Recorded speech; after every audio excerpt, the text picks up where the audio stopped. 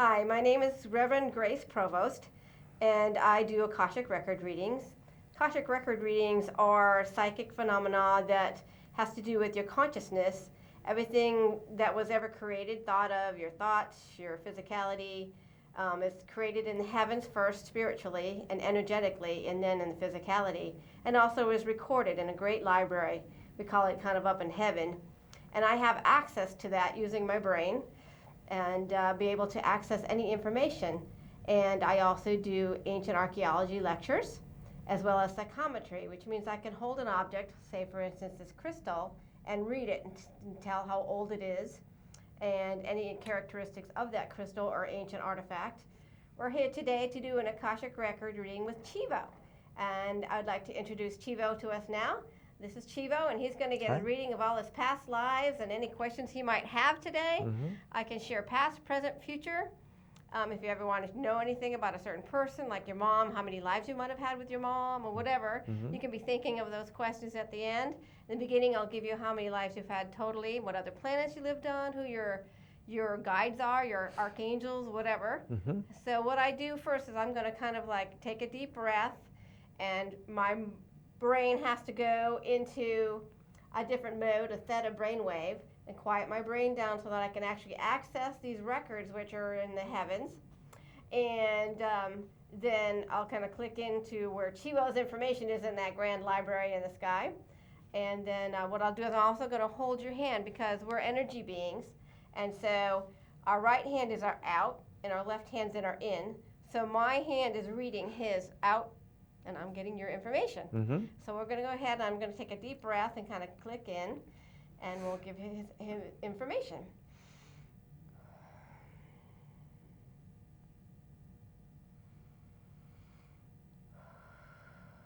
Chivo, you have 33,692 lives total. That includes all your spiritual lives, your etheric lives, and your physical lives. So I'm speaking ancient languages that I have from my past lives, which are Sumerian, Egyptian, a little bit of ancient Hebrew, and extraterrestrial language, and they help me, they're languages of light, and they help me click in to the information. Total physical lives, 9,022.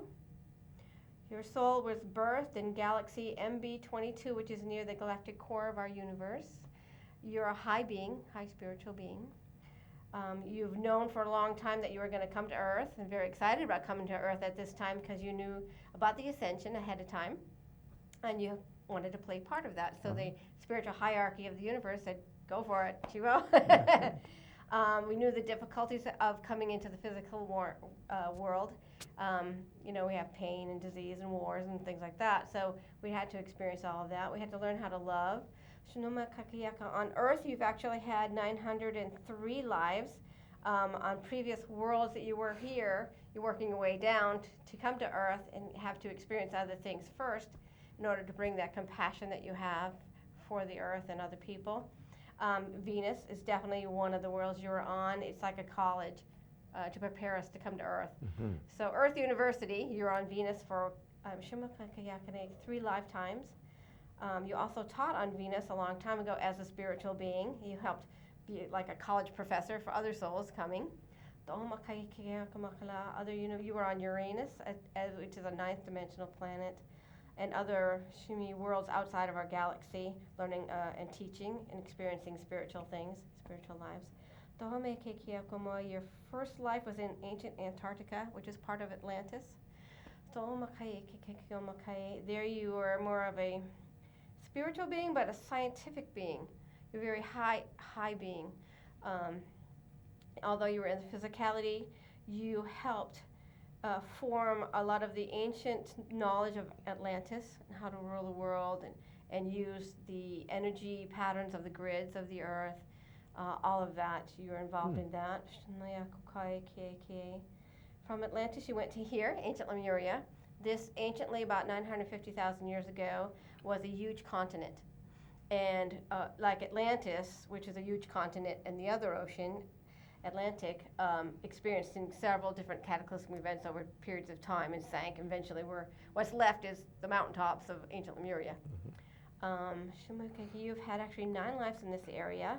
especially nearest Hawaii. You actually were a king of ancient Lemuria. In the main city of ancient Lemuria is now found under the waters east of the big island of Hawaii. And the Navy have known about this since 1972. But you used to rule there. So you have knowledge. You're a very benevolent and very knowledgeable high spiritual being again. Again, a king in later period, near the last cataclysmic event.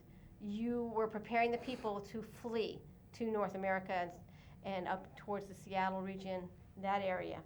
So you helped people to get onto the boats and the ships and different things in different ways. We actually had UFOs, we call them today, but actually had ancient ships, and we're flying them to the area up in the Seattle region. There are ancient ruins there. There's temples up in that area that are buried under the ground. Of course, many will be exposed soon to our knowledge. You eventually yourself, one of the last beings that left before the final sinking of we call them Hawaiian Islands, ancient Lemuria, you actually went there yourself and had one main life there. You finished your last, what I would term Lemurian life there.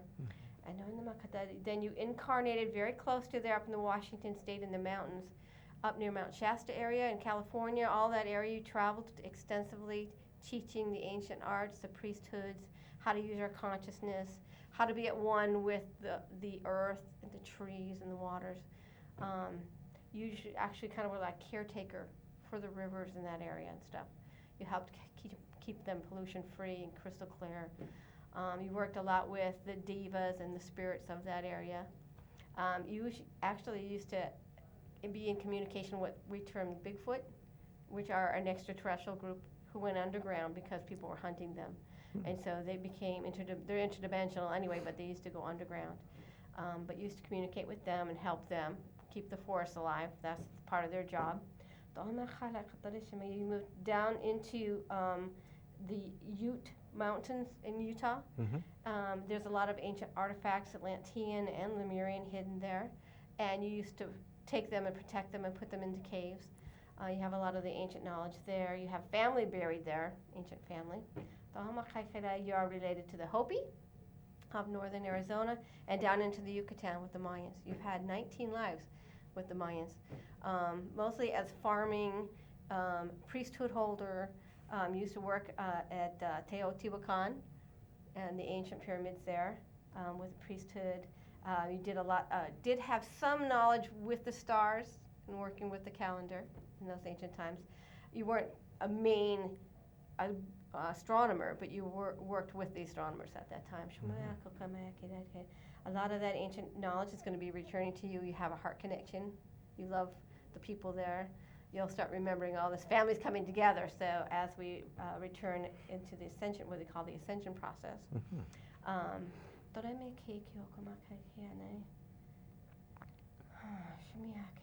You went down into Mexico, worked with tobacco in a more modern times.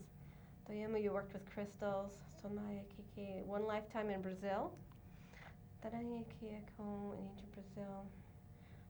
Back to Antarctica as a scientist on one of those ships that breaks the ice. The 1800s, running there.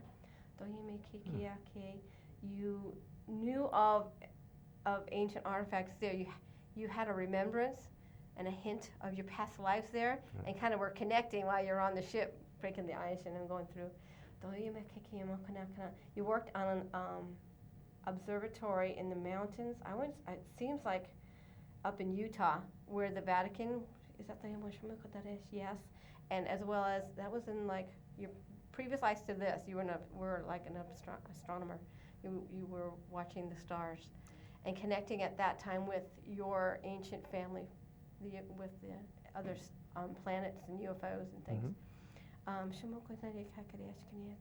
And then of course you had this life.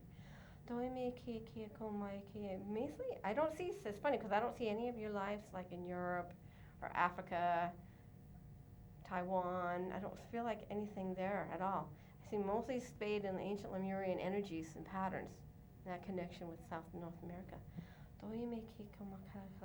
Something about airplanes. You used to love airplanes as a child in one of your lives. I don't know if it's this one or not, but I think in your previous life, you as a child were getting connected with your ancient alien parts. Let me see what part of you are.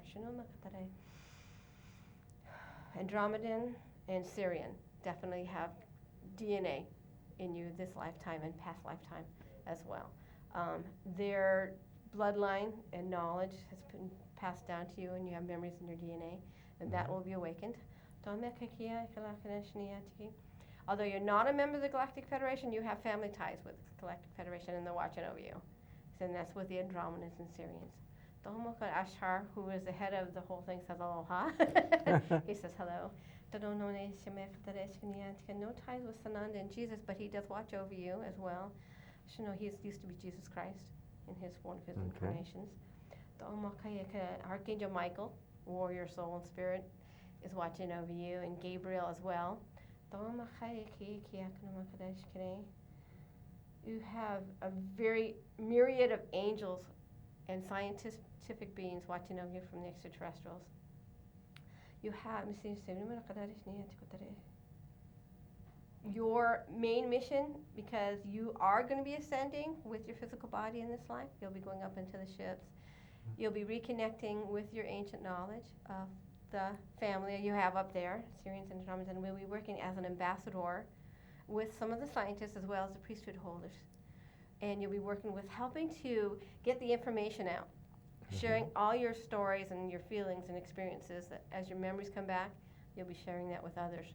And I think that's probably why you're working here, because you'll be working like what I'm doing, you may be doing too, can do as well. You can start sharing memories or dreams you may have, or just experiences you've had in your life to help others. Because a lot of people aren't awakened yet, and they're going to be freaking out kind of and afraid, and we don't want them to be afraid. No. We want to let them know what's happening, that the earth is changing for the good. The higher frequencies of love are coming in. We're going to be experiencing world peace soon. We'll be eradicating disease, all the pollution that we caused, all the destruction to earth is going to be changed. And so that's part of your job as well, is to be helping, calming things down, sharing information, loving, just opening your heart and sharing love with being a good friend to people. Good. You have questions? Yes, I do. I was curious to know, when you talk about Andromeda and other constellations out there, what is the situation with those? How does that work exactly? What's happened is over time, the human species, when we were first kind of brought into this area of the universe and the galaxy, we started out on a planet known as Lyra. And there are many human beings, many that look just like us, like the Palladians look just like us. The Syrians are a little bit different. There's different tribes and different beings. They're a mixture too as well on Sirius A. I'm from Sirius A. Is that seven sisters? No, Pleiades are the seven sisters. And then Sirius A, if you look at the Orion constellation, the belt, the three stars that kind of line up, it points down right to a really bright star, and that's Sirius A and B. Okay. And there's a tribe in Africa known as the Dogon who actually knew about B before we did.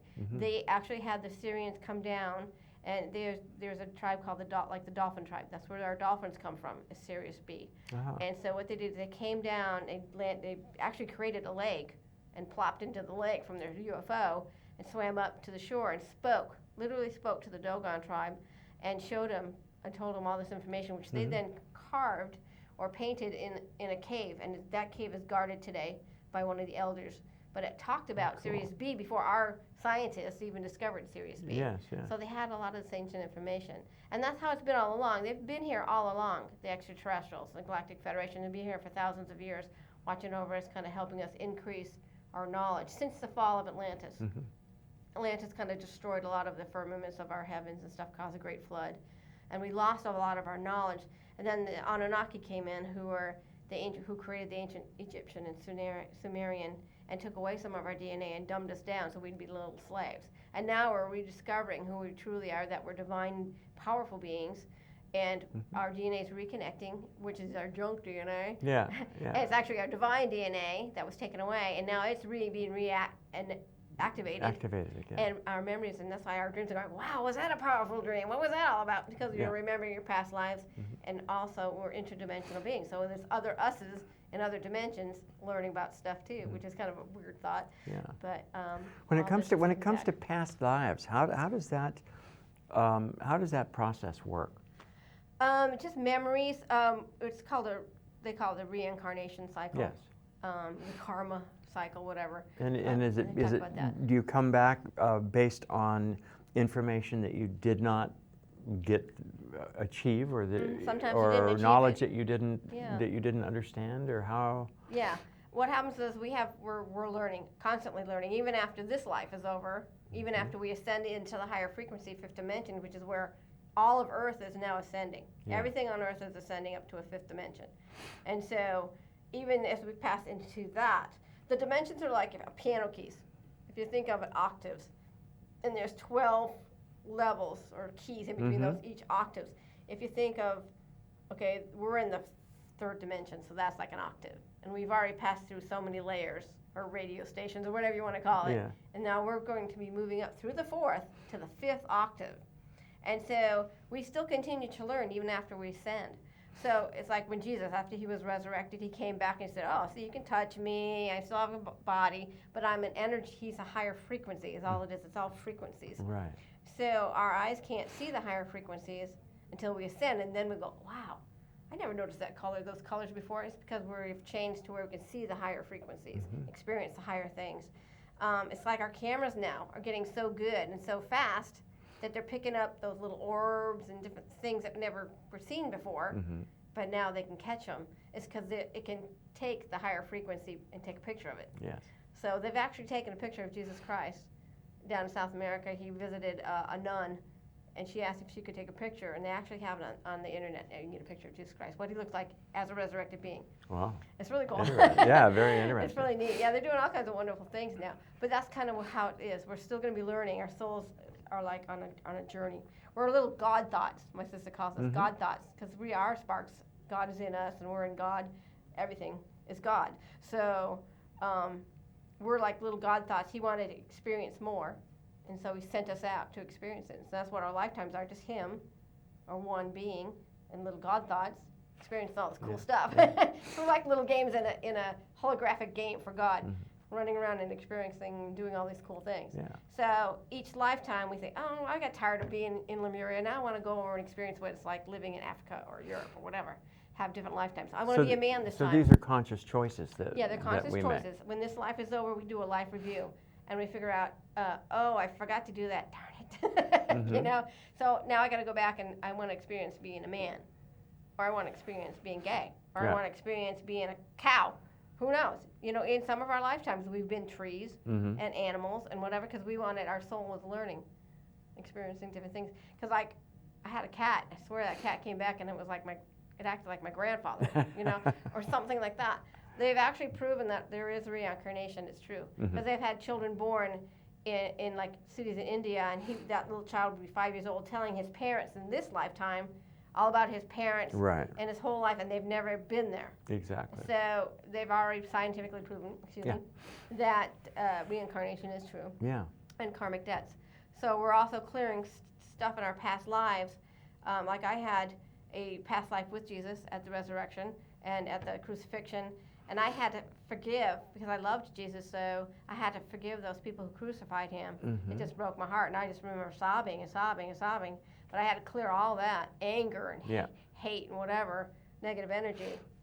And I just finished finally clearing that. It took me a while. Yeah. But, you know, we're clearing things right now. So what about misery and the human condition? It seems like in every life, regardless of how wealthy we are or how structured or however our lives take form in the world throughout, everyone seems to have to go through the human condition. Right. And I presume that's part of it. But what about suffering? People, innocents, children that are going through things that are pretty unimaginable. Where does that kind of learning process come from? It's sometimes we come in and we choose to suffer like that so that we teach our parents or whoever compassion to learn to love. Some people have no clue, Mm-hmm. or they come in and they're very hard-hearted, or vice versa. Like there was a thing I read one time where this man saw this bum lying on the street, starving to death, whatever, all dirty, ragged, and people just walking by, not even caring. Mm-hmm. And then he was watching this whole thing where this rich man came out and he helped pick up the bum and brought him in and gave him a meal and took care of him. He was learning compassion, but then he saw the true soul of that bum, and it was the brightest archangel. So we judge the outer shell, Of course. when it's the inner shell, the inner us. Mm-hmm. Because some of those beings who we think, they've got cancer or they're bald, whatever, we judge too much. Instead of seeing with our hearts, we're looking with our eyes. Mm-hmm.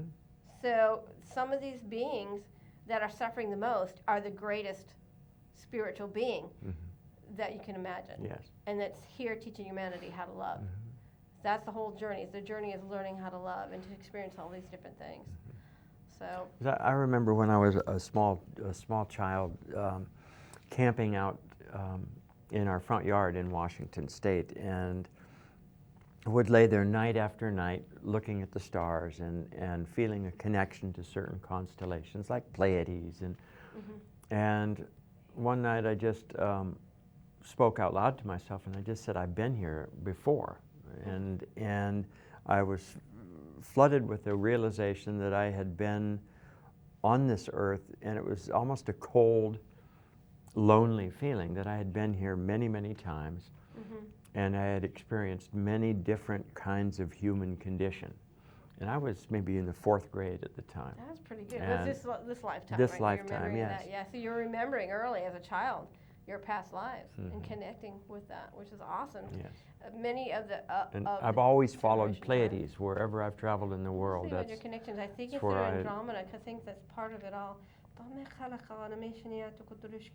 They're saying on your mother's side is Pleiades.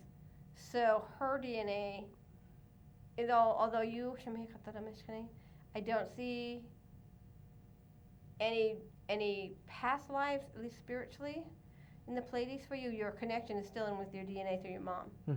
So you probably are remembering that. You're feeling that. So you do have a family connection through the Pleiades. I see. Yeah. Interesting. Interesting. Yeah, but that's awesome that you had that experience. When I was a teenager, 16 years old, I've been taken up to the Galactic Federation, because I'm a member of the Galactic Federation, from what they call a walk-in. The soul that was going to be born in this body, wouldn't have made it.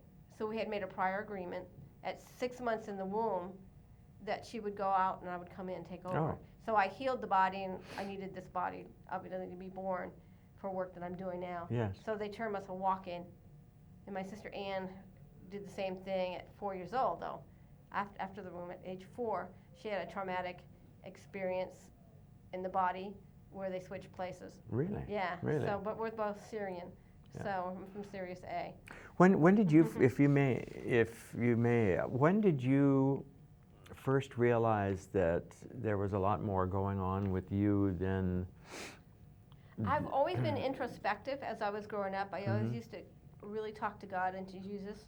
I always had a heart tied to Jesus.